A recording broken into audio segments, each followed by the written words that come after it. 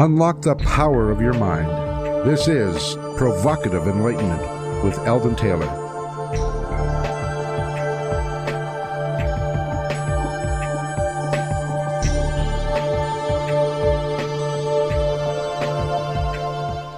Welcome and thank you for joining us today. The next hour is devoted to learning something more, not just about the world of shoes and ships and sealing wax, but about how, what, and why we believe as we do. A time for the open-minded, and a time for those willing to question what they think they know, or what they may believe.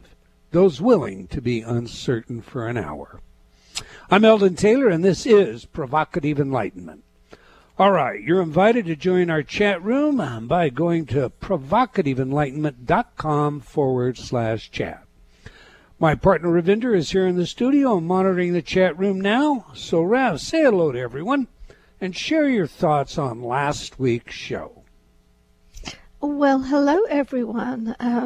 Yeah, you catch me a little bit unprepared, don't you? Last week's show, I'm in the chat room talking about this week's show. The premonition code, if you recall. You know, the whole idea of premonitions. Thanks for the prompt. I did need that, actually. You know, I think it still leaves the questions wide open. The fact is, we do experience these things, and you have to sift out those events. I mean, as I said last week, I've had dreams that were so very clear. I was positive it was a premonition. I wrote it down, fully expecting everything to happen, and nothing did. On the other hand, there have been those experiences that you have, and you have that thought, and it does happen right away. So, I don't know. It's interesting anyway. That's as far as I get. All right. Okay, I wish to focus today's spotlight on the idea central to some sort of survival following physical death. A new Rasmussen Reports National Telephone and Online Survey finds that 62% of American adults believe in life after death. Just 17% do not, but 20% are still unsure if there's an afterlife. That said, teams at San Diego State University, Florida Atlantic University, and Case Western Reserve University found that fewer Americans say they believe in God or pray regularly. Yet more people believe in an afterlife nonetheless. It's a generational thing, it appears, with millennials the least likely generation to say they're religious or to take the Bible literally. There are many ideas about what sort of life after death one might experience. For some, it's intelligence that survives and somehow participates in the whole of intelligence. For others, it's the soul or spirit that lives on in heaven or hell. Still others refuse to accept the idea of heaven or hell and see the entire matter as a life school that through a combination of karma and dharma or some such thing provides us with the ability to work out our errors and progress toward, well, that too differs from nirvana to the presence of a divine being. As regards the soul and spirit, here we also have some confusion. In the Old Testament, spirit is ruach, found some 378 times in the Hebrew Old Testament, and literally meaning breath, wind, etc. Breath itself. This may represent incarnate life, but the term spirit can also be employed in a higher sense. It is often used to depict the nature of a non-material God, God the Father, as to his essence, his spirit. He is not a physical or material being. Now, the Hebrew term for soul is nephesh, and it is found more than 780 times in the Old Testament. Because of the variety of contextual meanings, it is not always rendered by the English word as soul. The King James Version uses 28 different words by which to translate the original term. Nephesh, therefore, signifies different things depending upon the passage in which it occurs. Soul may signify merely an individual person. The prophet Ezekiel declared that the soul, the person, whose sins will surely die. Or, as Peter would write centuries later, 8 souls were saved by water in the days of Noah. However, the most common interpretation defines the soul as having to do with the aspect of man that is characterized by the intellectual and emotional. It is the eternal component of man that is fashioned in the very image of God and that can exist apart from the physical body. We all naturally wish to live on. The idea of simply ceasing to exist at all is frightening to many and most disconcerting to others. Ceasing to exist at all in any way tends to plead for a morbid axiology, since our behavior matters only to ourselves. Why not then simply maximize our pleasure and minimize our pain from a purely selfish perspective, without regard to life of some form? For me, this selfish perspective loses sight of the most rewarding elements to life.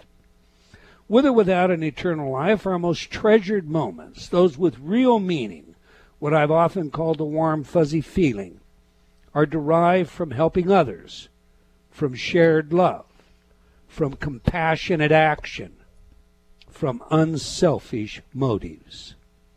Those are my thoughts. Anyway, what are yours, Ravinder? You know, I've got lots of thoughts, actually. First of all, just the practical side of it.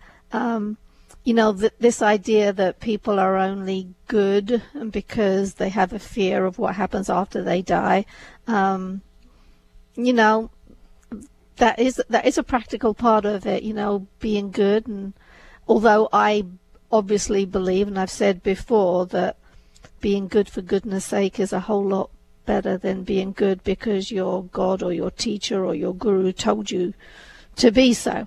So, there is the practical side of it. But I've got a question for you that came up as you were reading that. And it's like, well, does belief in a soul really necessitate a belief in God?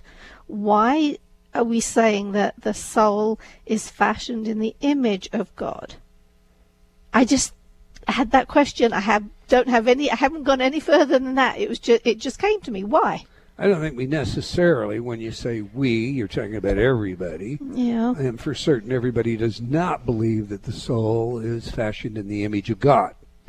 That's a biblical interpretation traditionally. It is shared in other religions, but it's not shared in all. It's not shared in Hinduism as a case in point. It's certainly not shared in Buddhism. So, and there are other exceptions. As regard to the rest of your question, I think that's something we'll take up with our guest today, because I have several questions that I'm going to ask him right along that line. Cool. So I'm not going to jump in and steal his thunder. His book is a fabulous read. The book is The Soul Fallacy, but we'll get to that.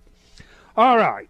Every week I read some of your letters as our way of involving you while paying respect to the very important role you play in making this show successful. Last week our show featured Dr. Julian Mossbridge. Do you remember her, Ravinder?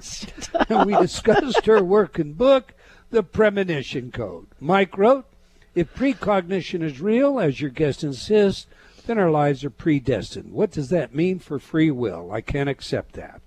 Well, we'll discuss some more about free will again today. So I don't know, Mike. Richard wrote, I think our free will is most functionally exercised in managing our subconscious and habituation and managing the input we engage in to prepare the mind to then operate automatically. Thus, feeding one's mind is the most important activity one can engage in. You won't get an exception from me on that one, Richard. Martha wrote, interesting guest, but she seems stuck on herself. Rough start to the interview, and I don't think I understood what she was objecting to. Certainly there is a difference between precognition and premonition. I won't touch that. I think, our guest sent me a letter, an email, I should say, and as did her publisher, of apology for how the show started. I accept that letter. I accept her apology.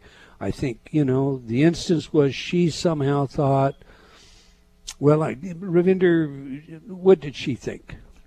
There was some miscommunications before we actually went on the air. She actually didn't receive some emails, and so I think she was feeling a little bit put out. So just confused, and when you're off balance, these things can happen. So it's fine. It happens. Yeah. It smoothed out very quickly. So it was a very informative show, nonetheless. Okay, moving on. Bryce wrote, I simply must thank you for how you have changed my life. I borrowed your book, Mind Programming, from my dad last summer and thoroughly enjoyed it. The first half scared the bejesus out of me, but the second half was nothing short of enlightening. After reading your book, I was a bit skeptical, so I tossed your CD, Serenity with Music, on my MP3 player and started listening to it while I studied one day, and within 10 minutes I felt a warm blanket of relaxation come over me. Needless to say, I studied very well that day. After experiencing that, I thought I would take it to the next level and really put it to a test. So I purchased your Genius series and listened to them every night for the 2 weeks preceding the fall semester last year, hoping it would give me an edge on what appeared to be a daunting semester of 6 classes, many of them senior-level classes. Not only did my reading pace blast forward, but my vocabulary has expanded quite noticeably. My memory expanded so I was able to directly quote the book during tests, and learning seems to be a drastically simplified affair. I accomplished a 3.8 that semester. Your program didn't simply pass my test, it superseded any expectation I could have imagined. Dr. Taylor, it is simply not possible for me to fully articulate the extent to which you've changed my life, all for the better, too. Now, there's a success story for you, Rav. I love those. And, when it comes to exams and learning, we have people that have passed the bar exam. It amazes me the difference in a mindset when I find learning fun and I look forward to it, how much easier it is, how much quicker I remember things, as opposed to when I have those, I've got to learn this, and if I don't, what if I fail the test, and what, You have any thoughts on that? I think that's a classic example of self-sabotage. You think of it in that one area, the belief that they're not capable of it causes them to be incapable of it, but it extends to every area of your life. When you believe you're going to fail, well, you've put a roadblock in your own way. That's why we close every show with believing in yourself always matters. Okay, that's all the time we're going to take for letters today, but we do love your comments, so please keep them coming. You can opine by writing to me at Eldon, that's ELDON, at eldontaylor.com, or by joining me on Facebook at Dr. Eldon Taylor. We do sincerely appreciate your thoughts and ideas. Now to today's show, the soul fallacy, what science shows we gain from letting go of our soul beliefs, with Professor Julien Musolino. I have to tell you, this is a great read. I encourage you all, regardless of what your thoughts are, to get a copy of this, because, if we're going to hold to any kind of belief, if we're going to live our lives according to anything, what we should first realize is that our ability to think, to reason, is what sets us apart from the rest of those creatures in the world. And not to use that is to turn our back on it. And so then we end up, no matter how informed we think we might be because of what we have looked at and chosen to believe, we find that we are not informed and therefore ill-prepared to make wise choices. All right, let me tell you a little about today's guest. Julien Musolino is a Franco-American cognitive scientist, public speaker, author, and associate professor at Rutgers University, New Brunswick, where he holds a dual appointment in the psychology department and the Center for Cognitive Sciences. Born and raised in France, he studied at the University of Geneva in neighboring Switzerland. the University of North Wales, Bangor in the United Kingdom, the University of Maryland, and the University of Pennsylvania. He is the author of numerous scientific articles and is regularly invited to give lectures in the United States and around the world.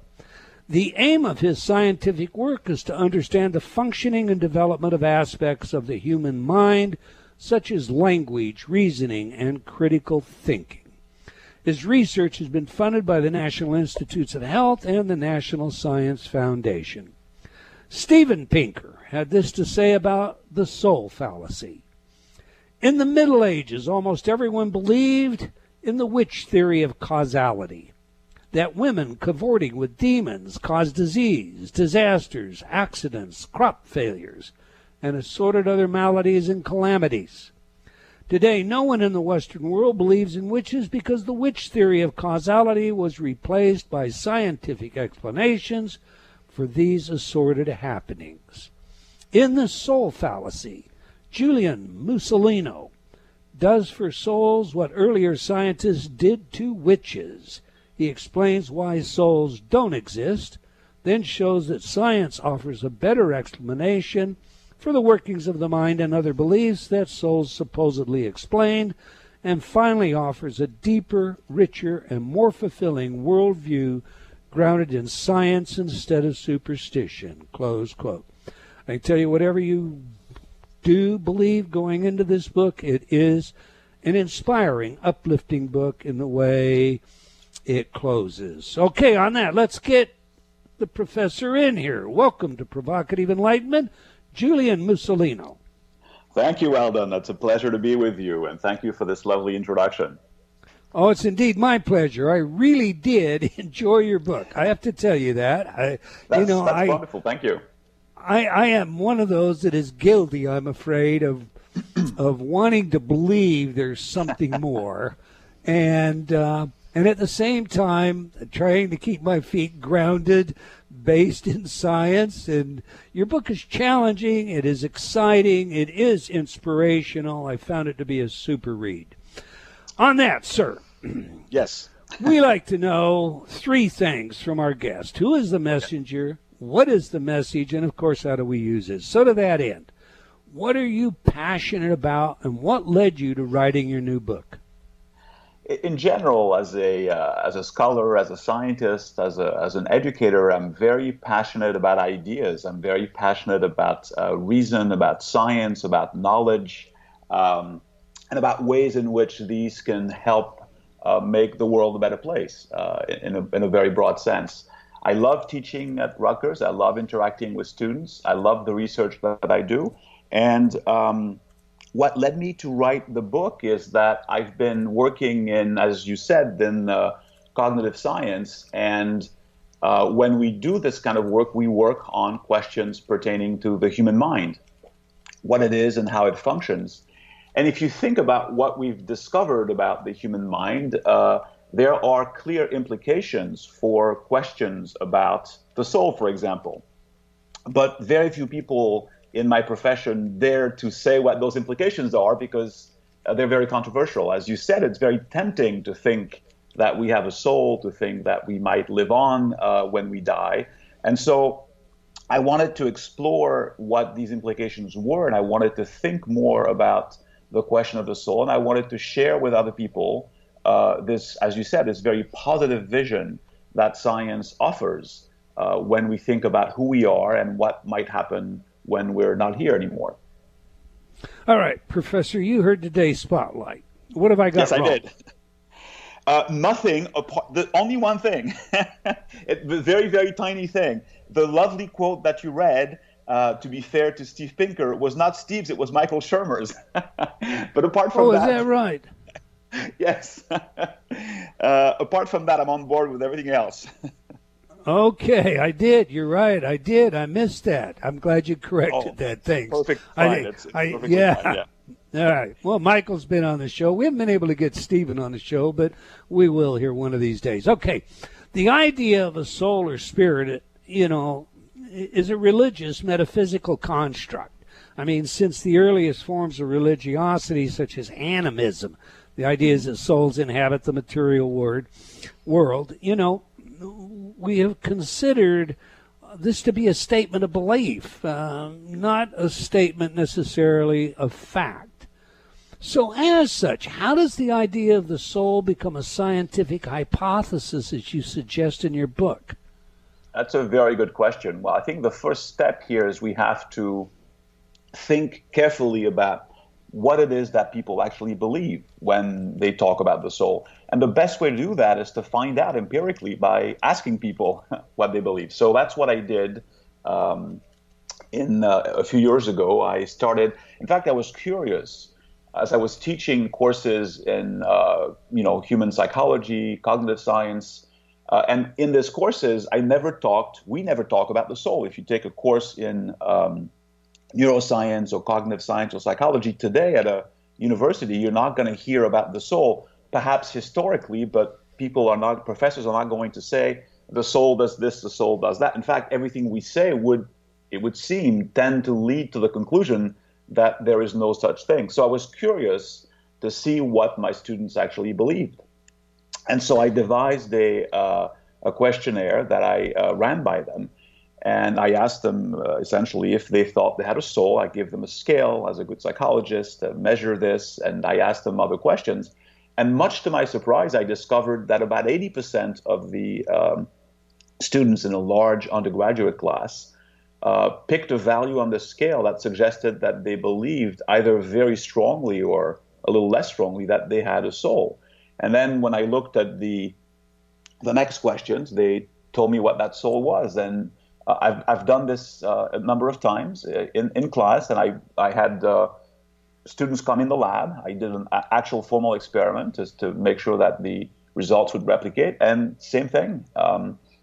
You mentioned at the beginning of the segment data from surveys that you read, and indeed the data I obtained from the students really match what we know from large-scale surveys from the Gallup organization or the Pew organization, that in the U.S. today, a majority of people believe in the soul narrative. So that was the first step. The next step is to then ask, okay, fine, you believe you have a soul. Tell me what it is, what it does, how it functions. So ask questions about that.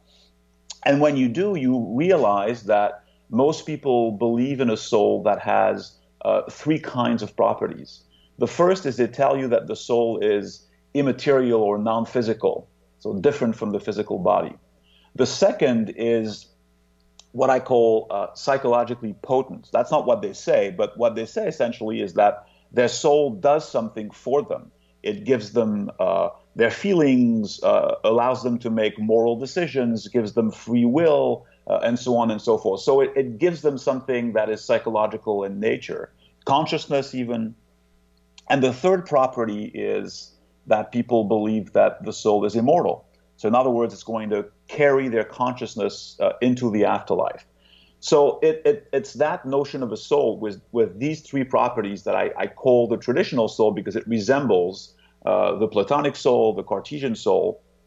And it's that soul that I think is a scientific hypothesis. And I'm happy to tell you why, but I want to let you jump in if you'd like. Okay, no, go ahead. I mean, you've spawned a number of questions already for me, but I'll hold them. Good. Why does that make it a scientific hypothesis? For two main reasons. The first is that it's really a claim that this traditional soul, again, anchored empirically in what people actually believe. I'm less interested in what religious texts say. I'm really interested in what people believe. Also, I'm less interested in what, say, professional theologians believe. Most people aren't professional theologians. I'm really interested in what most lay people believe. And most lay people seem to believe something like what I just described with these three properties. Now, what makes that kind of soul a scientific hypothesis is, first of all, this notion of detachability of the mind, the idea that the mind can operate outside the confines of the body. Indeed, if you believe that your consciousness will go on to live after you die, what this amounts to believing is that the mind, consciousness, the ability to recognize Uncle Fred in heaven, can function once the body has ceased to function. Well, that's a very clear, testable hypothesis. In fact, suppose, for example, that we could talk to the dead. I'm not saying we can. There's no evidence whatsoever that we can, but suppose that we could. So suppose that you had Uncle Fred's ashes in an urn, so you'd know quite well that the body has ceased to function. But if we could very easily set up a controlled experiment in which we would get a message from dead Uncle Fred, and we could replicate this, we could do this in different locations with different people. If the information was reliable, we would in principle have evidence that the mind can function separately from the body. That would start to lend some credibility to the idea that the soul can function separately from the body. Along those lines, there are people, and maybe this is something we'll talk about later in the program, who believe that certain subjective experiences, like, for example, near-death experiences or out-of-body experiences, suggest that the soul temporarily detaches from the body, floats about in the room, and can hear and see everything that's happening. Well, that too makes a very clear, testable prediction. And it's a prediction that's been tested. What people have done, for example, is they've placed laptop computers on top of cabinets and closets on which they displayed very clear information, strings of numbers, pictures, what have you. Now imagine that a person lying unconscious on their bed, not able to see the computer from the more restricted vantage point of their physical body, was nonetheless able, upon regaining consciousness, to precisely recite what they had seen on the computer. Well, that would be, now imagine that this could be done in a controlled environment, replicated. If so, then that would be very good evidence that some mental functions can be performed without, so seeing, perceiving, remembering can be done without the body. So that would lend support to this idea of a detachable soul. So that's the first set of ideas that makes the soul a scientific hypothesis, this idea of detachability from the body, right? The second idea is that because people believe that the soul is psychologically potent and allows them to think certain thoughts, do certain things, be conscious, produce moral judgments, what have you, then that must mean that the soul is capable of causally interacting with the physical body.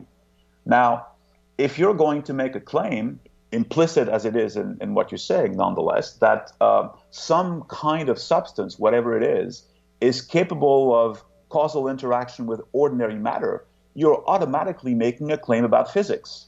I mean, physics, after all, is in the business of trying to understand how ordinary matter functions and what can impinge and influence it. So, physicists have very precise models of how ordinary matter functions. In fact, according to some physicists, we fully understand how ordinary matter behaves in the regime of everyday life. I have in mind Sean Carroll, for example. And so that means that if there were deviations from these predicted patterns, we would be able to notice them in experimental settings. So that, too, again, makes the soul claim a scientific, measurable claim. Gotcha.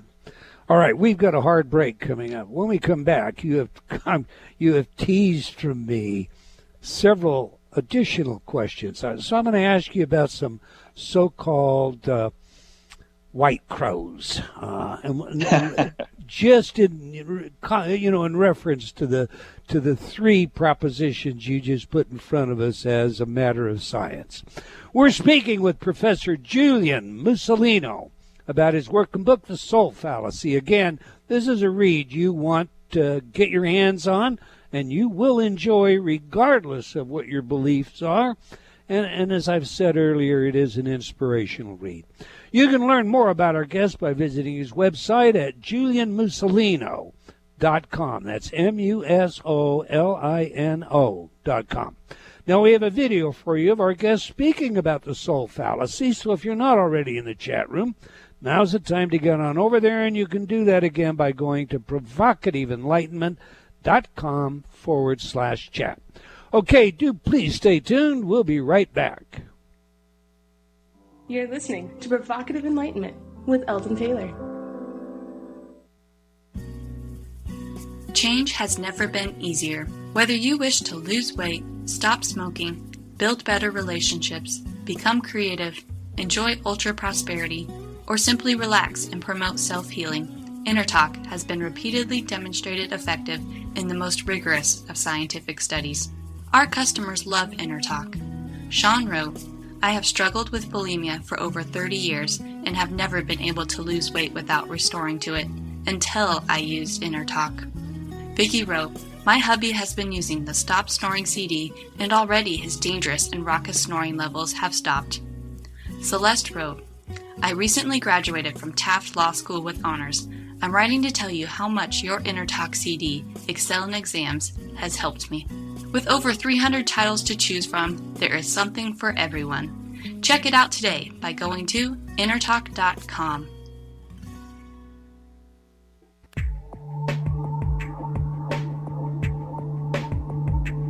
Unlock the power of your mind. This is Provocative Enlightenment with Eldon Taylor.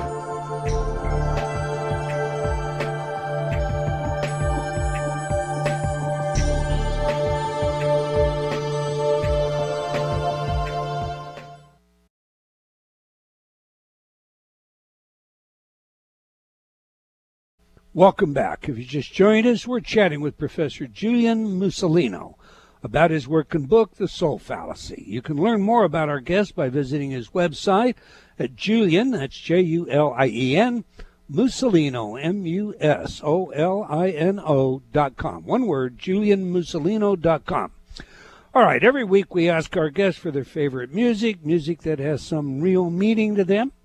Music psychology is a field of research with practical relevance in many areas, including intelligence, creativity, personality, and social behavior.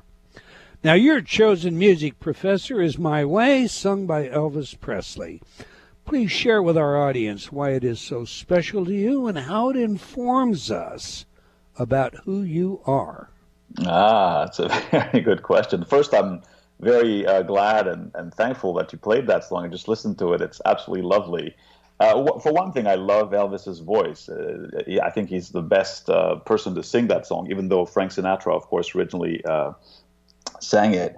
It's a very emotionally powerful song for me because I think it speaks to aspects of my earlier life. As you said earlier in the introduction, I grew up in France, and I then moved to the U.S. when I was 24. And this is not something that I or many people around me would have expected. I have a very different life than most of my friends who stayed behind. And in a sense, I really did things my own way, a way that's very different from what most people back there did. So that the song speaks a lot to me. It's very meaningful. It's very powerful. And like I said, I love the way that Elvis sings it. I don't think there's anything deeper to that, but that's just, it's a very personally meaningful song. It's also, by the way, it's also about, if you listen to the lyrics, it's also about what happens at the end and when you reflect on your life. And so I think it's appropriate for discussions of the soul and what may or may not happen when we die. Well said. All right. Before the end of the break, or before we went to break, I should say, I told you I was going to talk to you about white crows. Now, I don't want to get off the subject of your book, and we could spend an hour on white crows alone. Mind outside of the body. Well, how about action at a distance instead? I'm just going to give you one example and see how you treat these white crows. Sure.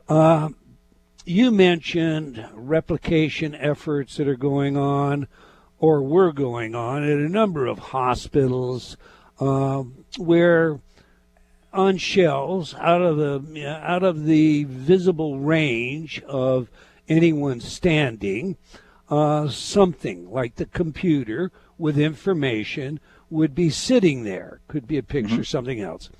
Yep. And people that reported they had an out-of-body experience, And usually these out-of-body experiences of this nature were OBEs accompanied by NDEs, but whatever the case was. If they had this experience, they would identify what it was. Now, this replication, as I understand at this point in time, hasn't been successful. No one has actually been able to do that.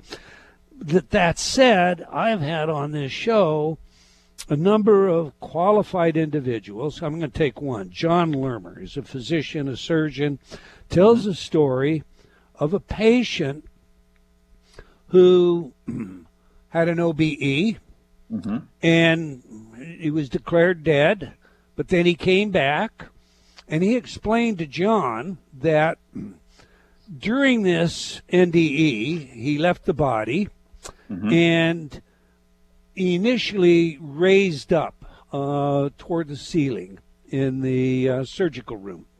There he saw a coin sitting up high on the top of an arm of one of the pieces of equipment. I don't recall if it was a silver dollar or a half dollar, but it was a coin. Yeah. John then later, with an attending nurse, got a ladder, and one of the members of the staff, custodial people, I assume, and they climbed up there, and sure enough, there was that coin. Now, I guess what I get faced with when you hear these things is, do I find the witness giving me the story as someone who's maybe just, shading the truth because of what they'd like to believe? Or is this a genuine white crow? Where do you come down on those things, Professor? I don't think it's very hard to think about these cases. First, this is what is called anecdotal evidence.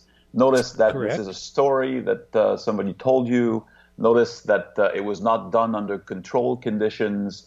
There's a reason that scientists actually do experiments. The world is complicated. There are all kinds of things happening all the time. And we also know that people's senses and memories are not reliable.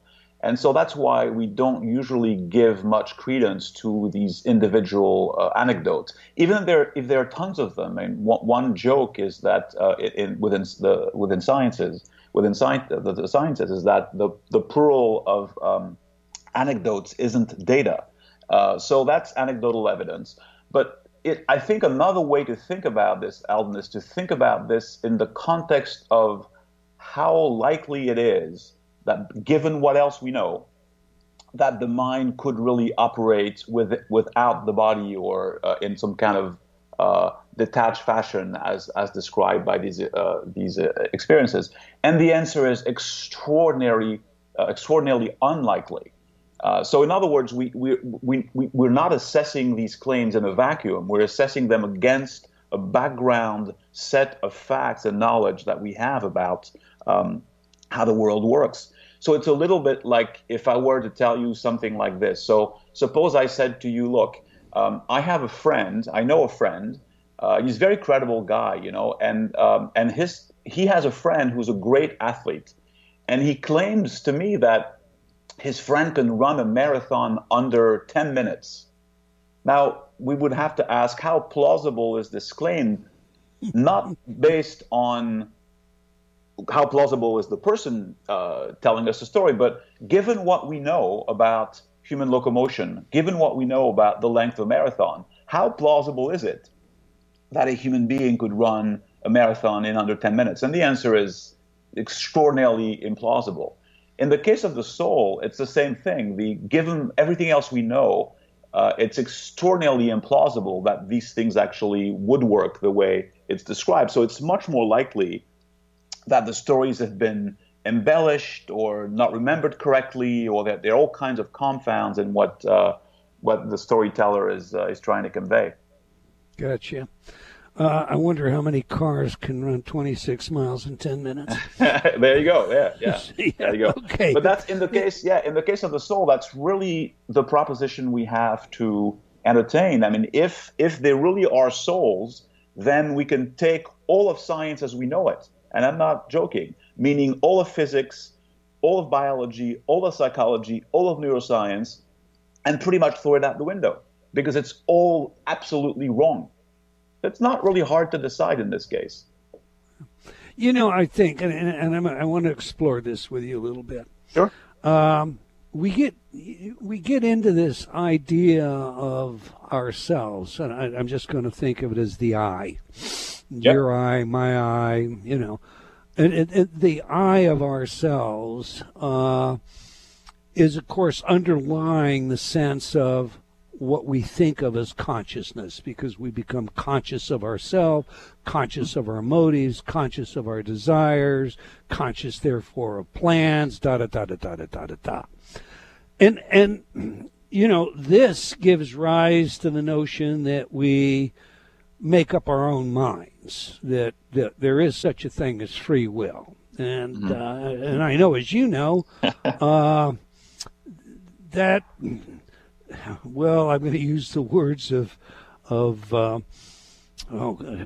highly improbable. I'll just put it like that. What is your take on the I aspect of consciousness and free will? Maybe we'll take free will first. So the grand illusion, okay?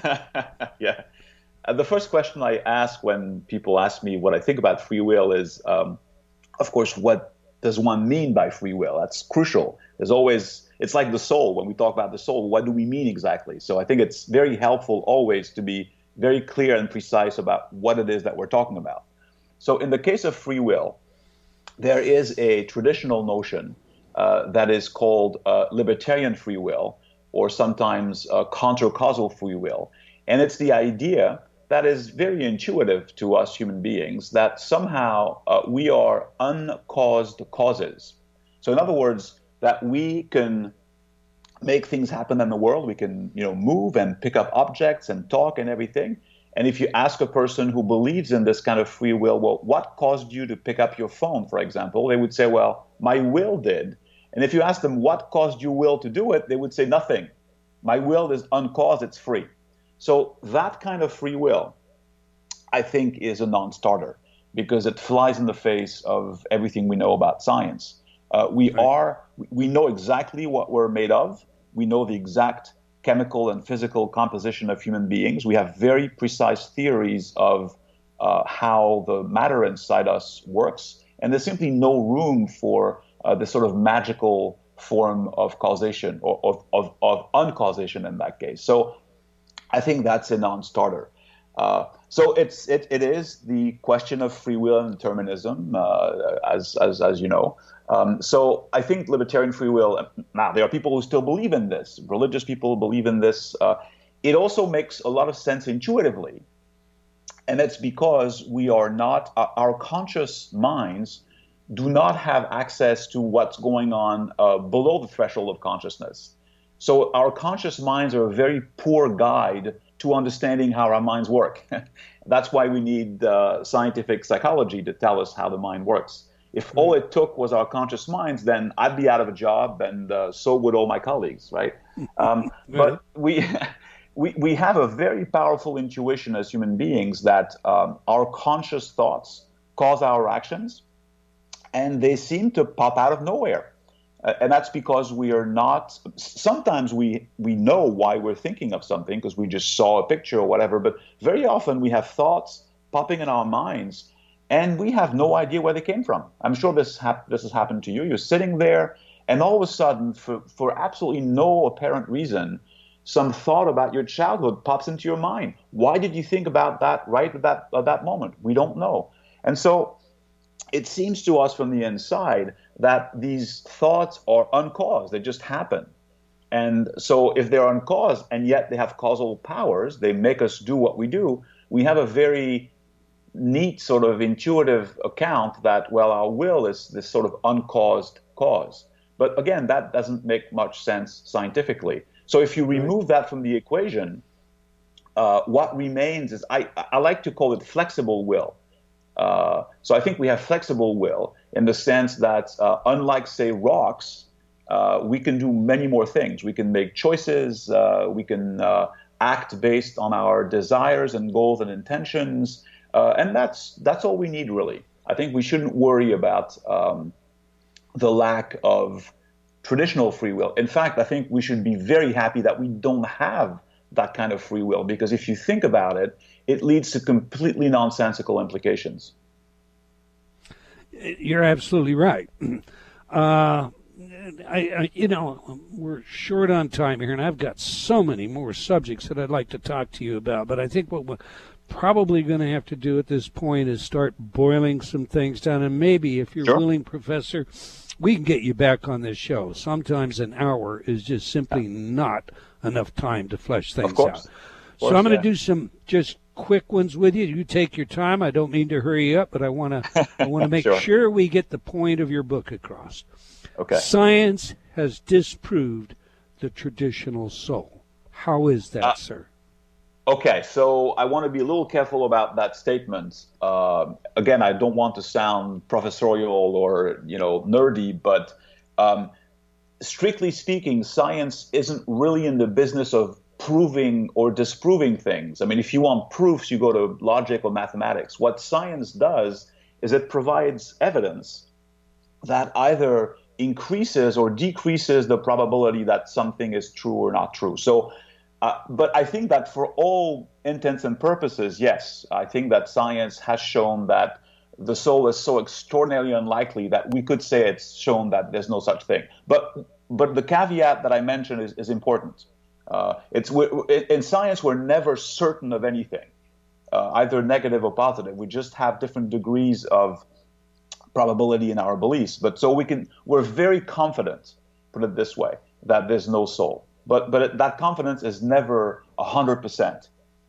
We're not, we don't have faith. We just believe in evidence. But yes, it's for all intents and purposes, I think that science has shown that there's no soul. Okay, given that we don't have a soul, accepting that premise, you argue that we're better off without it, or that, maybe I shouldn't put it that way, but we can live a very good life. We don't need to believe in a soul. Flesh that out for us. Mm-hmm. Well, there are two sort of sides to this question. One side is that, in fact, soul beliefs really get in the way of important questions, and I think they make our collective lives worse. That's the first side. And so you see this, for example, when you look at questions at the edges of life. So, for example, the question of abortion, that's rehashed every election cycle in the U.S. We're obsessed with that. Well, if you listen to people who oppose abortion, and if you look at data on why they oppose abortion, first you find out that the strength of one's opposition to abortion is proportional to their level of religiosity. So the more religious people are, the more they tend to not like abortion, be against abortion. And then if you look at why, well, they tell you that it's because you're killing souls, and they have this whole idea that, ensoulment is immediate, or et cetera, et cetera. So what the soul does there, it gets in the way of a debate that shouldn't be based on how many angels can dance on the head of a pin. Right? So that's a problem that we have for, say, that. You can decide on the abortion question however you want if you present a good rational argument, but invoking the soul is a non-starter. So that's one area where I think it pollutes the conversation and makes things worse for women. The other is at the end of life. So at the end of life, one question that we can ask ourselves is, should we as human beings have the right to die with dignity? In other words, Professor, I'm going to let our audience dangle on that question. They're going to have to go to your book. All right. We're out of time, but I want you to have 30 seconds or so to tell our audience where they can learn more about you, where they can get your book, any blogs you might have, and so forth. Please. Thank you. So people can go to my website, julianmusolino.com. If they want to get the book, The Soul Fallacy, they can go to Amazon, they can go to bookstores, they can order it in a paperback version or Kindle or electronic version. And you can also go to Rutgers University, the psychology department, and you can click on my faculty profile. there'll be a link there to my personal website, and you can learn more about what I do, the research I do, the classes I teach. And finally, if you go on YouTube and you type in my name, you'll see a number of interviews I've given, videos, public lectures, interactions with other scholars, so that you can do that too. All right, it's a wonderful book. Do go get it, The Soul Fallacy. We're out of time. I want to thank you, Professor. I want to thank all of you for joining us today. Until next time, wherever you are in the world, remember, believing in yourself always matters. Provocative Enlightenment has been brought to you by Progressive Awareness Research and other sponsors. Provocative Enlightenment is a syndicated show and appears on other networks. For a schedule of show times, visit provocativeenlightenment.com. If you're interested in becoming a sponsor, write to Eldon at eldontaylor.com.